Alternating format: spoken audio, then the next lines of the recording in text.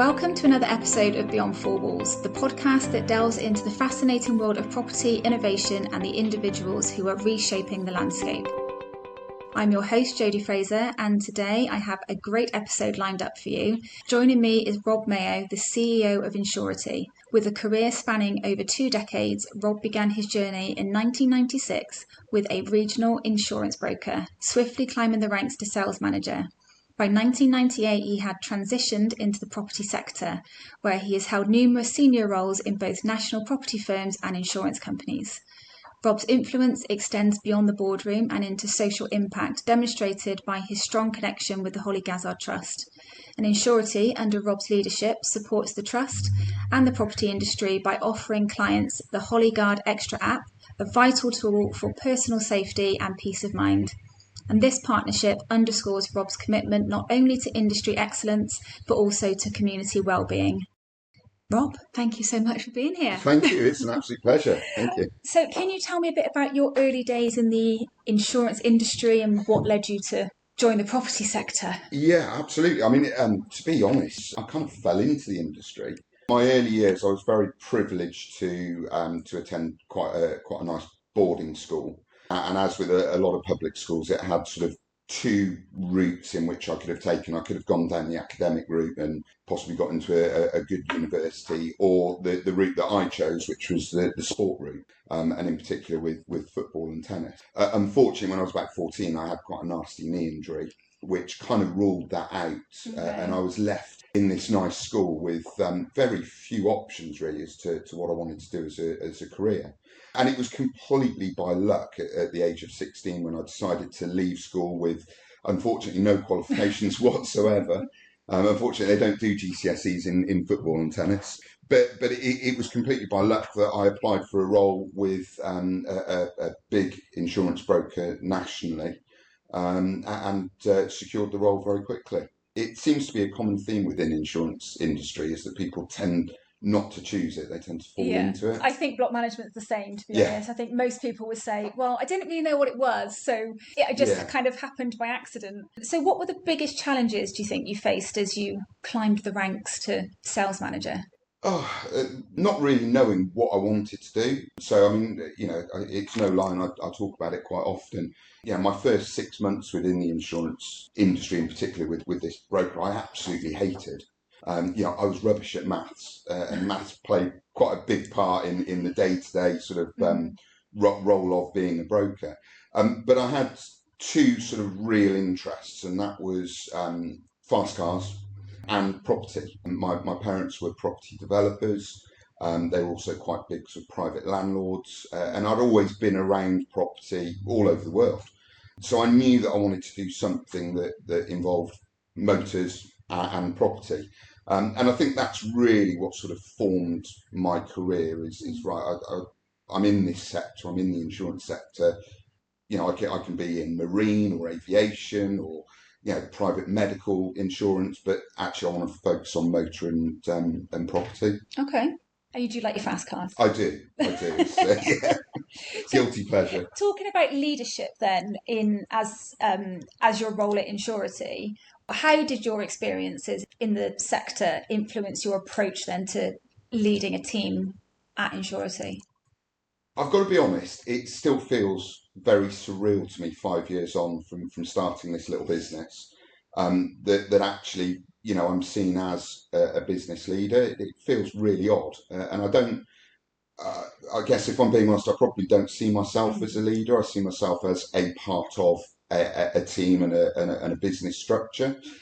I think, for me, it's about sort of keeping it real. Be yourself.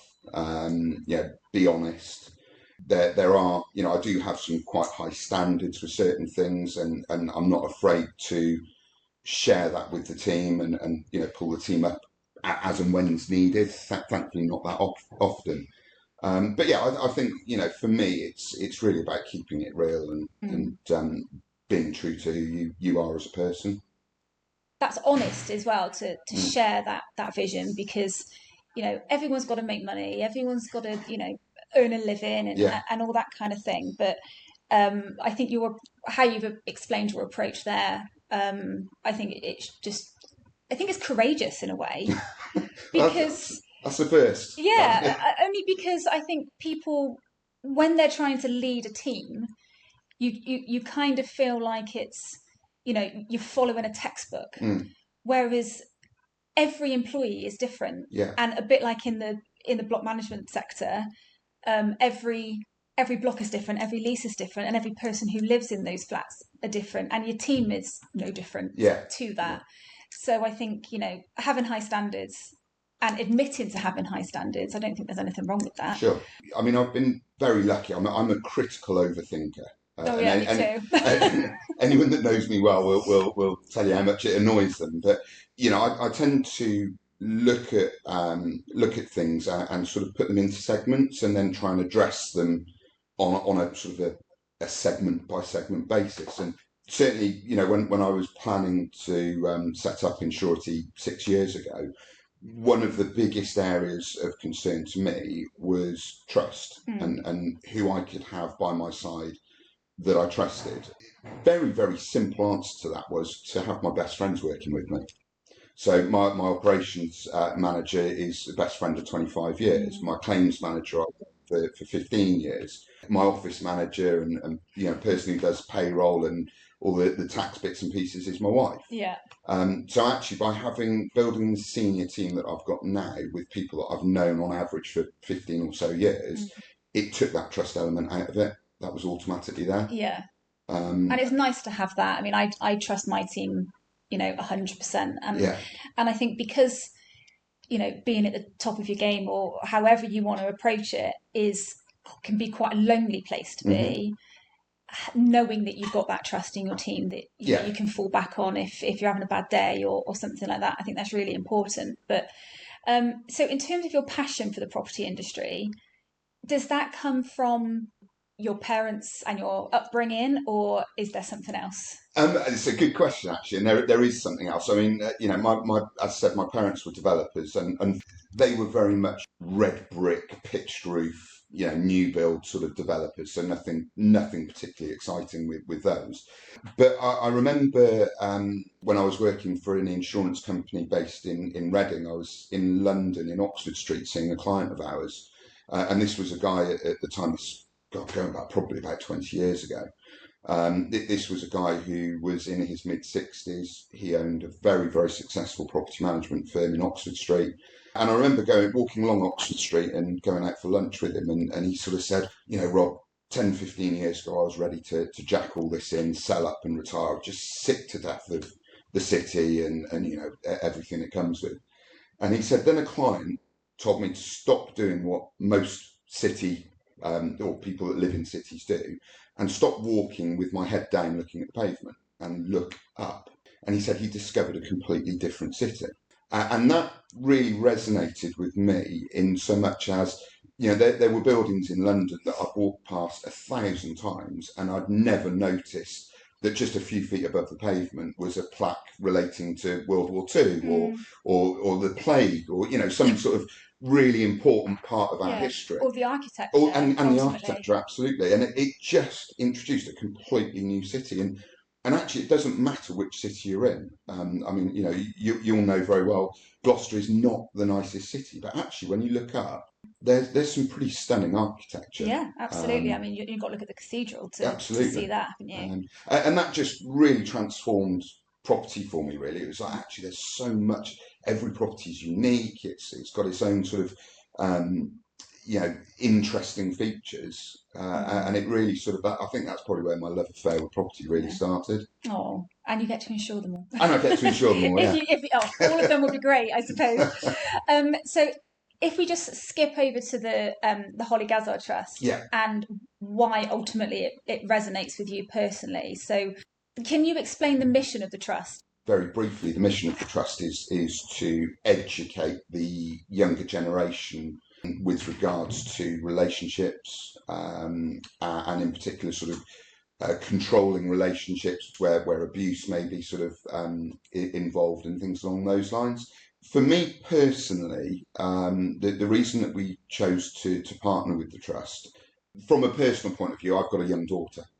We all know the tragic story of what happened to Hollie and thinking about a similar sort of event. If that happened to my daughter, how would I feel? You know, would there be regret that I didn't try and stop it, or all of these sort of emotions came in, and I just felt that actually, I was in a position as a business owner to support a charity which actually has become very, very close to our hearts, and we are incredibly supportive.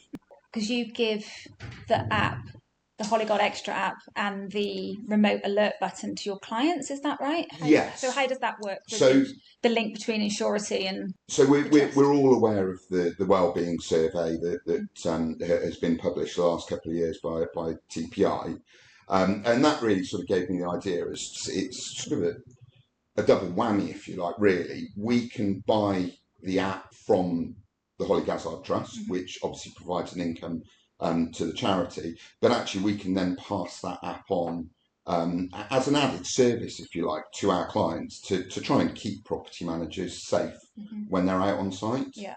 And it's something that our competitors don't do. It gives us a competitive edge, and I think this is the other side of the Hollie Gazzard Trust. Is actually from day one they've been incredibly supportive of us turning our relationship into a commercial relationship, which is really unusual.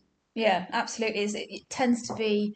I mean, obviously, I haven't personally worked with any other charities, but I know from what people have said, it can be very one-sided. And I think their relationship with my company and with your company is very reciprocal, isn't it? Yeah, Nick Gazzard, he got it from day one. He's an insurance man. He had a long career in insurance. And he got the fact that there needed to be a commercial aspect to our relationship, and that was really refreshing. Yeah, nice to see, isn't it? Yeah. So, in terms of your clients and educating them, I guess, around the app, how do you ensure that they're kept well informed and like resources and? Well, I mean, this is an element I will be completely honest, I don't get hugely involved in, but my team effectively own the relationship with the app, if you like, and with the trust, and they provide regular updates to property managers that have the app through our sort of scheme, if you like. Any updates are done automatically with the property managers. If they change phones or email addresses or whatever, then that's all done here. So I think the beauty is that it takes a responsibility away from the directors that own the property management firms with regards to the safety of their staff. But also it's at no cost to those firms. The cost, the admin cost, lies with Insurety, 100%. As you know, Jodie, one of our sort of key differentiators is that we want to try and take as much work away from property managers as possible. Yeah. And I think this is just one of those areas that we do exactly that. Yeah, and to go above and beyond, in my opinion, in terms of trying to keep all of us safe. It's so important, as you mentioned about the wellbeing survey. We are at times really frightened to go and do our job, or to go to somebody's property who's just sent you a really awful email, but you need to go and look at something that's happened in their flat for an insurance claim or something like that. It's not a pleasant place to be sometimes, and I think the fact that you're going over and above to support property managers, I think it's incredible. So thank you. No, you're very welcome. So in terms of social responsibility then, how important is, I guess, corporate social responsibility to you and Insurety? Well, I mean, look, being completely honest about CSR, we have a requirement under the regulations of the FCA to make sure that we've got a CSR policy in place. So we've got to do it. I think we've taken it a stage further than would be expected. Obviously, we do a huge amount of work with Hollie Gazzard Trust, as we've already covered. But also things like, my football playing days are well and truly over. But we sponsor a number of local grassroots football clubs. And we're hopefully just about to add a Premier League female juniors team to that list as well. Watch this space. I can't say anything more than that. But I'm very keen to sort of get involved with grassroots sport. It's not well funded. It doesn't cost us huge amounts of money. It's hugely rewarding. Turning up in the rain on a Saturday morning to see your logo running around that's on a true. football pitch, and it's even better when they win. Yeah, absolutely. So, if we could have less rain. Yeah, less rain. That'll be great. Yeah, less rain. So flipping back to insurance then, can you give me some insights? There's a lot in the press and in our industry about rising costs in block management insurance. And I guess the misconceptions around that, because I know you feel quite passionately about that. So the floor is yours. Thank you. Where to start? Obviously, I'm presenting at the TPI conference in a few weeks' time, so I don't want to spoil too much of the surprise. If we're being honest, the insurance industry within what I would call the multi-occupancy residential sector is fundamentally broken. Well, it's not through the fault of certainly managing agents. I think there has been a history of extremely high commissions being paid to brokers. Of course, that applies huge pressure on the insurers when they're being targeted by the FCA for profitable returns on the business that they write. But the elephant in the room is water. And I had a recent meeting with MHCRG, as they are again, about this, and I sort of said something that was fairly bold, which was, if it hadn't been for Grenfell Tower and the terrible events that happened there, I don't think we would be where we are within the insurance industry right now. Mm-hmm. However, not because of fire and not because of cladding, because of water. Okay.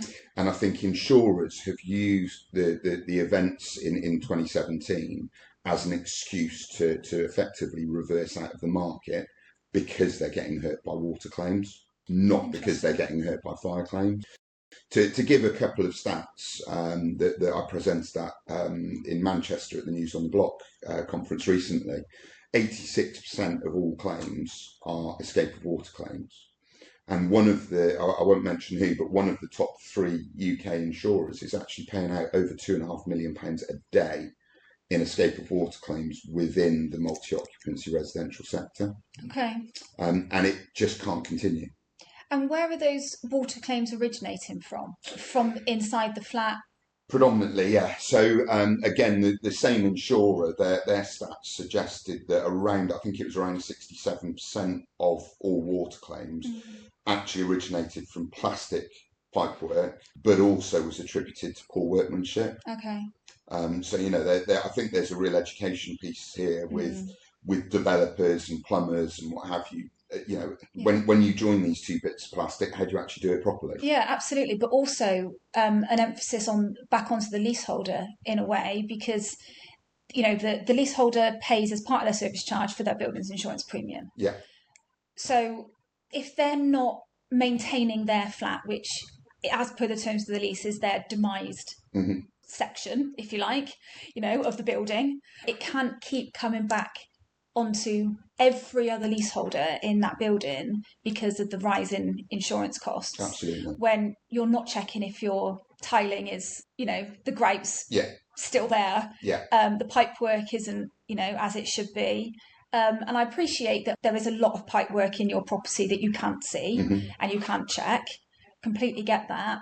Do you know the stats on how much of these water claims are attributed to washing machines leaking and dishwashers leaking? The vast majority. Yeah. The vast majority are I would say, avoidable. So probably the most common claim that we come across, and I should mention we've got about 8,200 developments, so we've got quite a big sort of portfolio of property that we look after. I would say the vast majority come from bathroom areas. The repeat offender is grout around shower trays, and you get that slow leak, and you don't necessarily know that it's leaking, but actually the damage that it's causing underneath the shower tray, it is huge. I think, with regards to certainly the insurers that we work with, there is a general understanding that if it is a one-off leak from a pipe in a wall, it bursts, it's a £30,000 claim. There's a general acceptance from insurers that that's a one-off catastrophe claim, and we can put it right, we can fix it. Yes, it's going to cost £30,000. Yes, the insurance premium is going to go up at renewal. Yes, the excess is probably going to go up at renewal as well. What insurers are really nervous about is the high frequency claims. So where you have sort of £3,000-4,000 claims, but you're getting 3 or 4 of them every year. Yeah. That makes insurers incredibly nervous. So it's crazy to think that everything that's being portrayed, I guess, in the press and within our industry is that this is all down to cladding and fire and that sort of thing. Actually, I spoke as well at the Manchester News on the Block roadshow about, fire safety and everything in smaller blocks. But I think it's really important that there's more emphasis put on the people who own these flats, rather than everything constantly coming back to the managing agent. Oh, I couldn't agree more. Because, we're not responsible for that part of the building. No. Yeah, obviously that's what we're paid to do, and we're paid to look after the building, and that means placing the insurance. But, to constantly get battered for rising service charge costs, of which insurance is one of them, but actually we can't control 90% of what people are doing, within their own demised properties. I mean, so it's really a perfect tricky. example. Yeah, it is. I couldn't agree more. And it's, I feel the pain of managing agents, and the scrutiny that they're under. And, it is quite unfair that they get a battering from leaseholders. But I think it's the same for everyone. No one really understands the sector, other than managing agents. A lot of leaseholders don't understand what a managing agent's responsibilities are. And I think, you look at one of the largest claims that we had was caused because the leaseholder got a new washing machine. They wouldn't pay for the whoever Curry's or whoever it was Curry's, to come and fit it. So they did it themselves, and they cross-threaded the water inlet, and then they went on holiday for a month, and it caused £250,000 worth of damage. Yikes. Now, how could a managing agent stop that? Yeah, exactly. It's just impossible. But it was still the managing agent's fault that the insurance premium went up at renewal. I think it's an education piece. I don't know what the answer is. I think it's just keep educating, keep talking about it, and trying to get the point across that this isn't all down to one person like the insurance company or the broker or the managing agent. It is a collective solution that we have to try and find. I think the other interesting thing as well is that where Insurety is, I'd like to think, quite different, is that we actually basically sit on the front line or stand on the front line with managing agents. And in fact, I've got 2 this evening. I'm forever attending AGMs. I've done thousands of them over the years.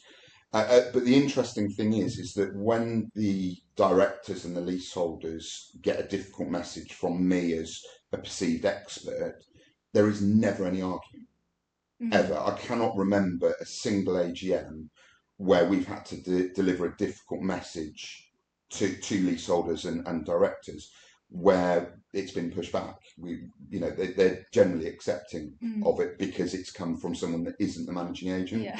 So I think it's almost as if there needs to be an education piece amongst leaseholders about what a managing agent does and what the roles and responsibilities are. Maybe that's another podcast. That's another one, yeah.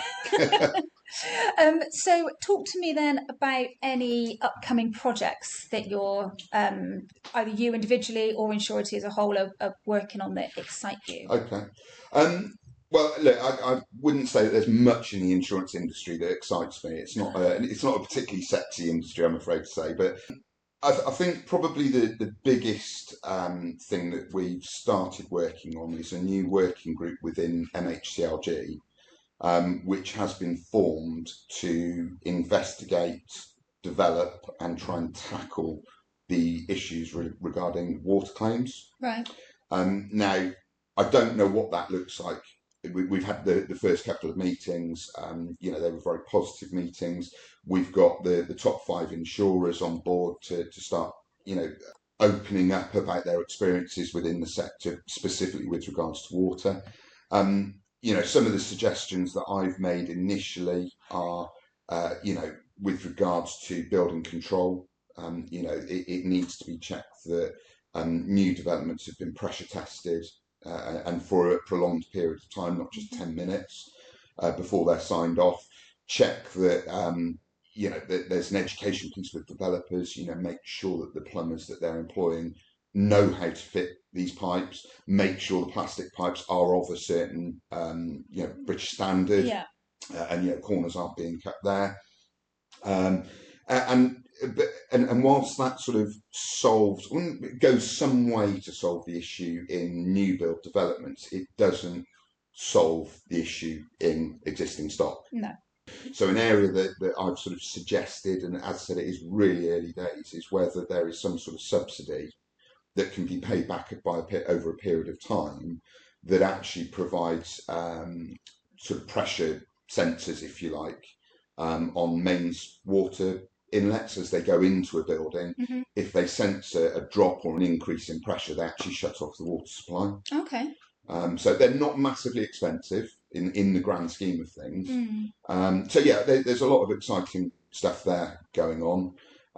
We're also looking at putting together, sort of concentrating on the educational piece, almost like an insurance pack that managing agents can issue to their leaseholders, which actually says, this is why your premium's gone up, this is why your excesses have gone up, this is the damage that water can do, these are the common types of claims, this is what you can do as a responsible sort of owner, if you like, to ensure that it's not you causing the claims. Yeah, that's interesting as well, because you could add something in about, checking everything, Absolutely. And it could be given to as part of, like the sales pack that we have to do to give to solicitors when people are selling. We could have something, that forms part of that in terms of, what the insurance covers as well, because. I had an insurance claim the other day and they thought all their contents was going to be covered under the buildings policy. Well, it's not. No. Your contents is your responsibility. And little things as well, like carpets, for example. I know carpets and flooring is always a little bit of a grey area. Yeah. Some insurers will include carpets as part of the buildings cover and some don't. Yeah. Some include it as say, well, no, that's contents. So I guess back to the educational side of it, it's trying to understand that as well. So yeah, it's interesting. Well, I look forward to receiving my pack soon. You watch this space. Absolutely. So if somebody came to you and said, I really want to get into property or block management or insurance or block management insurance or whatever you want to call it, what would you tell them? And be honest. Wow. That is a great question, and I'm not really sure how to answer it. I mean, I've been a property manager myself. Would I do it now in the current climate? No, probably not. There are enormous changes coming over our shoulders every 5 minutes, and I think that that's only going to ramp up further. So something happened during the pandemic and during sort of the various lockdowns where it changed the industry, and it changed, I think, dare I say it changed leaseholders to a certain extent, and I don't know why. There seems to be much less patience in the sector. There seems to be a lot more anger, dare I say it, in the sector as well, which is quite disappointing, and I would say not really needed, certainly not helpful. I think both the property management sector and the insurance sector are incredibly rewarding if you get it right. Yeah, it can be. Definitely. Incredibly rewarding. And I think it depends what you want. If you're out to make loads and loads of money and, what have you, then, property management probably isn't the career choice for you. Yeah. Insurance, again, it's not the best paid role in the world. But, if you're a business owner, you've obviously got the value of the business if and when you come to sell it. And that's sort of your pension. But it's like anything. It's property management and insurance, you're going to get out of it what you're willing to put in. And I spent the first sort of probably 20 years of my insurance career, if you like, being a sort of bit of a 9-to-5er. Now I'm get out of bed at 4:30 in the morning, get into bed at about midnight and work in between. And that's my life, and it's rewarding. That's what I choose to do. That's what I enjoy. It's not what's expected of your team, I'm sure. No. So in terms of skills then, what skills do you believe are essential for success in our respective industries, and but particularly around mental health? Okay. I think and this is something that I'm not particularly good at, you've got to have the ability to switch off. And I mean, as you know, Jodie, I had my first family holiday this year since I started the business 5 years ago. And I thought I was going to really struggle to turn my phone off and not take my laptop and not check emails and what have you. Actually, what I realised was it was incredibly easy to turn the phone off, which came as a surprise. And actually, during those 2 weeks, I don't think I checked my phone once. And it was very much, I got on that plane at the airport with the view, I've got a senior team who I trust implicitly. They will look after my baby over the next 2 weeks. They're not, it's not within their interests to destroy. And actually, I came back and the business was even stronger than when I left it. So I think you've got to have that ability to sort of switch off. I think with regards to having a successful career, and this probably goes for any sector, and I've said this an awful lot, as I said right at the beginning, I was very privileged to go to a very posh, if you like, public school. I left there with no qualifications, but I left there with the ability to talk and to talk properly. And I'm a firm believer that that's actually really helped me along my career. Okay. And that's something that people might agree with, might disagree with, but it's feedback that I've had many, many times before. Yeah. I mean, I think I said to you earlier that when you presented it in Manchester the other week, it was I thought it was really, really great, and how you presented yourself as well as the company and the information that you were presenting. But also it's just knowing how to communicate with people, isn't it? And having that skill. And I'm not sure if that skill is with everyone's on a smartphone and hidden behind a computer and that sort of thing. And I think I'm 41 next week, and show my age now. But no, ultimately, I think I'm the last generation, or my age group of the same with you, probably the last generation who remembers life before. Oh, completely. Smartphones and we can do both kind of thing. Yeah, and I mean, my eldest lad is 18. He's gone off to university in the last couple of weeks, and I look at him and think, my God, you haven't got a clue. Yeah. He don't even. I mean, he came back this weekend after a week at university, and he brought back a load of washing. Of course. And he's got a washing machine in his room, but it's things like that, and it's. Common sense and being able to talk are the two most valuable attributes, in my opinion, for anyone that wants to be in business. Yeah, definitely. So you mentioned earlier about your leadership style. How do you think that's actually evolved over the years to where you've got now? And I know you mentioned about trusting your team and everything, but when you started Insurety, maybe to where you are now, is there I think every business leader will probably agree that your leadership style evolves by making mistakes. And I've made loads of mistakes over the last 5 years, absolutely tons of them. And I think the key is to learn from those and make sure you don't make those mistakes again. It's a weird one because I still don't see myself as a leader. I am just part of this business. Genuinely, I come into the office every day and I have to pinch myself when I look at all of the people in the team and the size of the business now. So I'm not sure I can really answer it because I don't see myself as a leader. I'm just a cog in this sort of machine, if you like. Okay. And it's, as I said, it's a love affair for me. It's something that it gives me. It's the best drug in the world. It gives me everything that I need. And the fast cars. Yeah, don't forget the fast cars. Okay, so switching it a bit then to personal values. How have your personal values guided you throughout your career? They've been really important. We've all been treated unfairly. We've all had people take advantage of the trust that we give them, in our lives. Unfortunately, it is a part of life. I think, I've always been incredibly honest, and that is really, really core to me.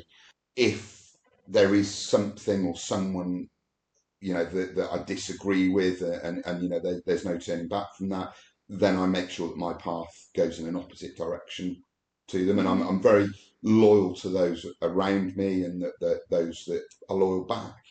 But I think it comes down to trust and honesty. Those are my two biggest sort of personal attributes, if you like, and the most important things to me. Yeah. Well, I think that will see you through until the end of your days. I hope so. if you carry on like that. So I think I think as well, Jodie, it shows the strength of the relationships that we have. Because these business owners that we're working with appreciate a bit of honesty, and it might be a really difficult message that we're delivering, but you deliver it honestly and you don't flower it up. Everyone knows where they stand, and everyone can work together and move on, and deal with something that's nicer. Yeah, definitely. I admire you for that approach, actually, because I'm not very good at conflict.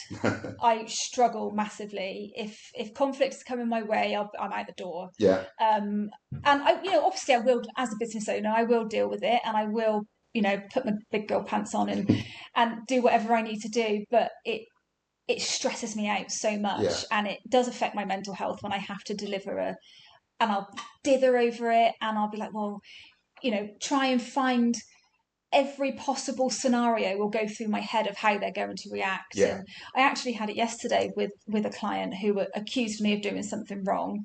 I didn't, may I add. And I pointed it out I thought, do you know what? I sat down with a cup of tea. That solves everything. Of course. Yeah. Sat down with a cup of tea, and I just went through everything. I printed off her email, and I went through everything really factually, and I went back to her with those facts. And she emailed me last night, and I saw it come up on my phone, and I was a bit like, oh no, Yeah. what's she going to say? And I read it, and it was an apology email. Oh, wow. Yeah, which I was not expecting. Okay. And she's like, you're absolutely right. I misunderstood the process that you had to follow, but you're absolutely right, and I'm sorry I misjudged you, kind of thing.